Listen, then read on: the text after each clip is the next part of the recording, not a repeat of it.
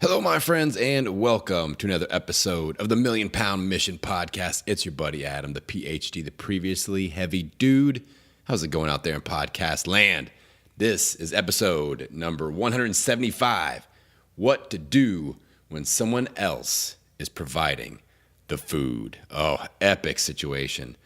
Epic. People stress out about this so much.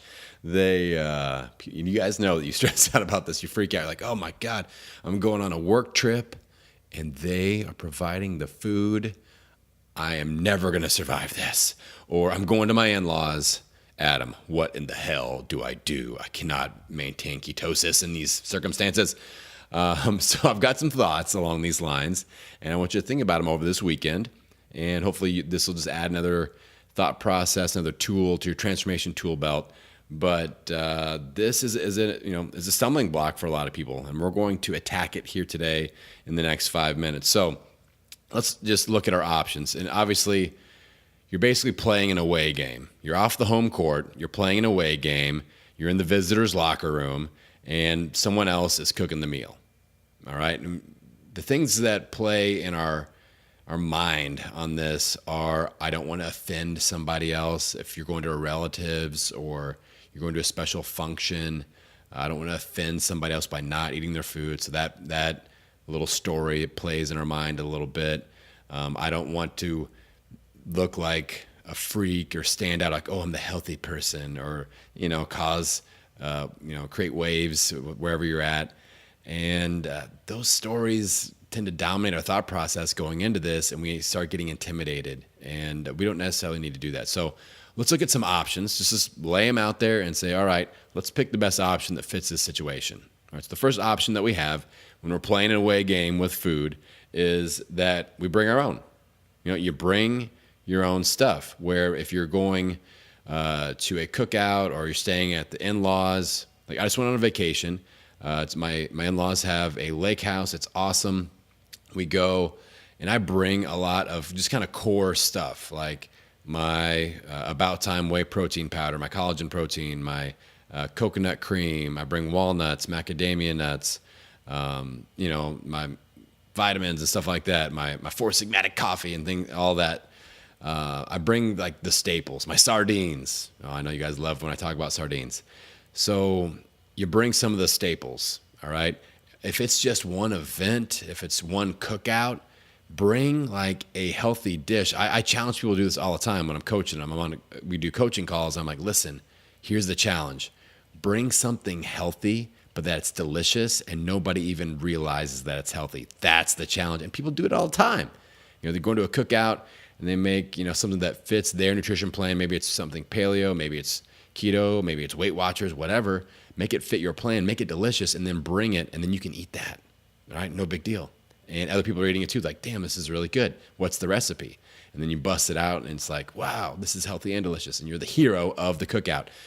Sometimes at events, that's just not an option, where you can't necessarily bring your own food, work event, things like that. But in some circumstances, you can. So that is one option to consider, bringing your own food.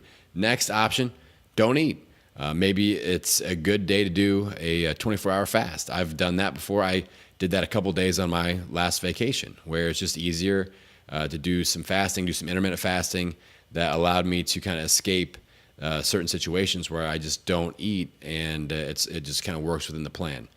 Maybe if it's just a one work event thing and you're like, oh, I'm actually doing a fast day today, and people kind of understand that, and you're good to go. So that's another option. Don't eat. Just say you're fasting. Obviously, that's not going to work if you're on a 7-day vacation like me, but you can get a couple days worth out of it, maybe.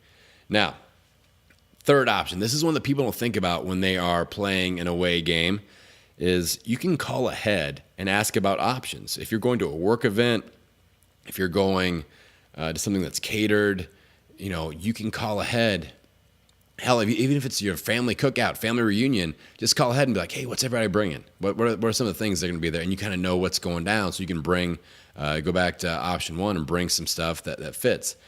Or if it is like a work event, something catered, you can call ahead or email whoever is in charge and say, hey, I need to know what the menu is going to look like. I've got some special nutritional needs, or however you want to phrase it. And so just see if they have some options. And a lot of people will provide options that fit what you need.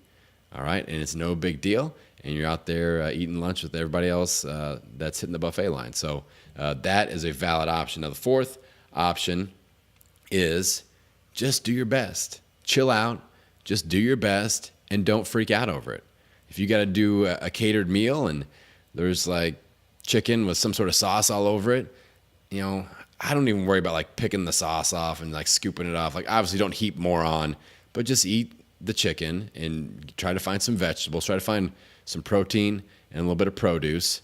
And like my buddy BJ Gador tries to get that message out there, protein and produce, and see if you can use those as a base, and then you're good to go. So those are the four options. Bring your own stuff. Don't eat. Just do a fast or an intermittent fasting interval. Third thing is call ahead and check on options. Fourth thing, just do your best. All right. Now, one final thing. I know I'm a little bit over time on 5 Minute Friday. Might be like a 7 Minute Friday. Doesn't just have that ring to it though. So last thing, make sure you communicate effectively.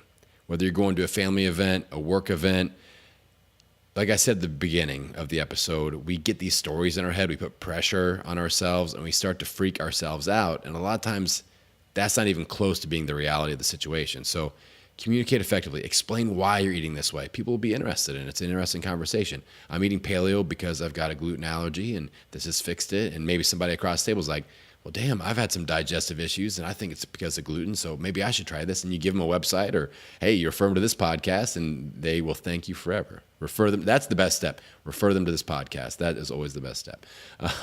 But, if you're going to a family event, communicate. I'm eating keto because I'm doing Weight Watchers because here's why I'm doing this. I have goals, and communicate effectively.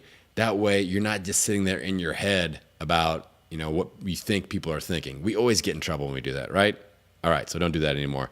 So we can do this. We can handle the away game, all right? Don't stress out about it. And if all else fails, we just do our best, because that, my friends, is how we get out there. That's how we own it. Every meal, every workout, every day. I'll see you on the next episode.